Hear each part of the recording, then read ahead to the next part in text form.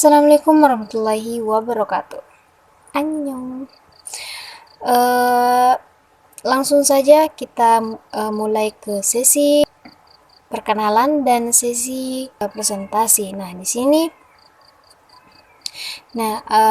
Video kali ini saya akan mempresentasikan materi yang minggu lalu sudah dipresentasikan, yaitu tentang penilaian prestasi kerja.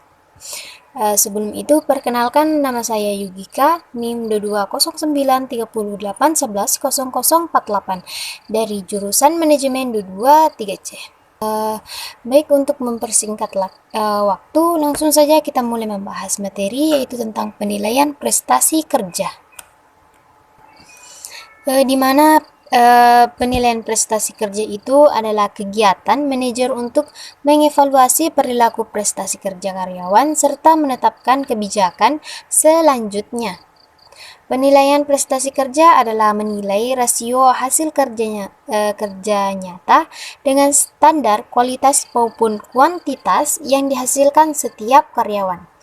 Menetapkan kebijaksanaan berarti apakah karyawan akan dipromosikan, didemosikan, dan atau balas jasanya dinaikkan. Baik, tujuan dan kegunaan penilaian prestasi kerja.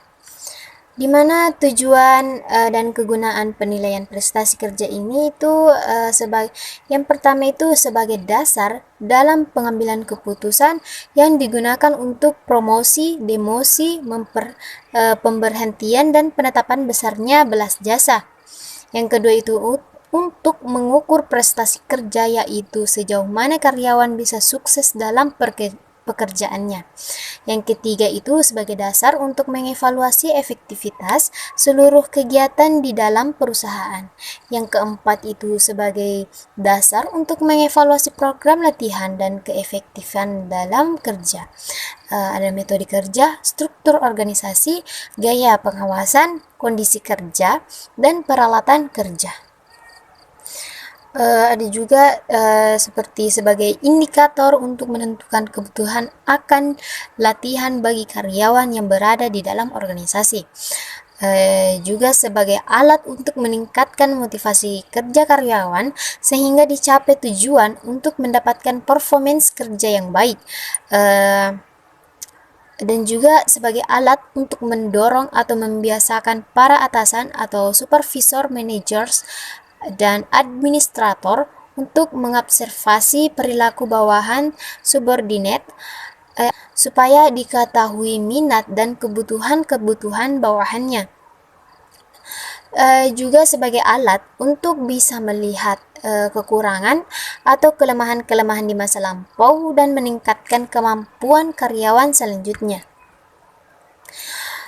Ada juga sebagai kriteria di dalam menentukan seleksi dan penempatan karyawan, sebagai alat untuk mengidentifikasi juga kelemahan-kelemahan personal, dan dengan demikian bisa sebagai bahan pertimbangan agar bisa diikut sertakan dalam program latihan kerja tambahan. Sebagai alat untuk ada juga sebagai alat untuk memperbaiki atau mengembangkan kecakapan karyawan. Yang terakhir yaitu sebagai dasar untuk memperbaiki dan mengembangkan uraian pekerjaan atau job description. Nah, syarat-syarat penilaian prestasi karyawan. Di mana syarat-syarat penilaian prestasi karyawan itu yang pertama itu menilai penilaian harus jujur, adil, objektif, dan mempunyai pengetahuan mendalam tentang unsur-unsur yang akan dinilai. Kedua, penilai hendaknya mendasarkan penilaiannya atas benar atau salah, baik atau buruk terhadap unsur yang dinilai. Penilai tidak boleh mendasarkan penilaian atas suka atau tidak suka. Yang ketiga itu penilai harus mengetahui secara jelas pekerjaan setiap karyawan yang akan dinilai supaya hasil penilaiannya dapat dipertanggungjawabkan dengan baik.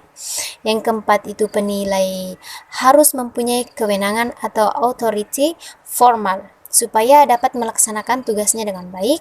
Yang kelima itu penilaian harus mempunyai keimanan supaya penilaiannya jujur dan adil. Unsur yang dinilai terdapat 11 unsur yang dinilai itu. Yang pertama ada kesetiaan, kedua prestasi kerja, kejujuran, kedisiplinan, kreativitas, kerjasama, kepemimpinan, kecakapan, kepribadian, tanggung jawab, dan prakarsa.